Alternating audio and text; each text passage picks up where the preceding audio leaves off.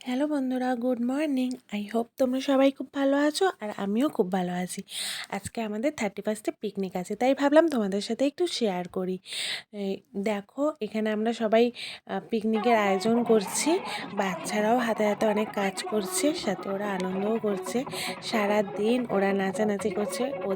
আমাদের শরীরে হয়তো ক্লান্তি আছে, বাট ওদের শরীরে সত্যি কোনো ক্লান্তি নেই। এইসব ব্যাপারে থাকে না কোনো সময়। কথা বলতে বলতে চলে আসলো সন্ধে হয়ে গেল। আর সন্ধেবেলা চলে আসলো আমাদের গরম গরম কফি। শীতকাল আর গরম গরম কফি জাস্ট সত্যি খুব ভালো। আর সাথে ছিল পকোড়াটা খুব সুন্দর হয়েছিল, খুব ইয়াম্মি ছিল। সাথে ছিল গ্রিন চাটনি, খুব ভালো হয়েছিল। সবাই মিলে আমরা হাতে হাতে পিকনিকের আয়োজন করেছি। পিকনিক মানেই আমার এটাই খুব ভালো লাগে, যেখানে সবাই মিলে নিজেরা রান্না করব, খাবো দাবো, আনন্দ করব।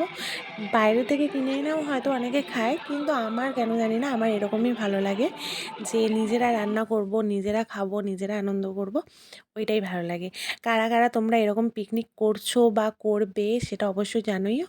আমরা 31 করেছিলাম পিকনিকটা, হয়তো আমার এই ভিডিওটা ছাড়তে ছাড়তে হয়তো 1 তারিখ অথবা 2 তারিখ হয়ে যাবে, তখন তোমরা পাবে। আমি চেষ্টা করব তাড়াতাড়ি এই ভিডিওটা আপলোড করার, বাট জানি না কবে করতে পারবো।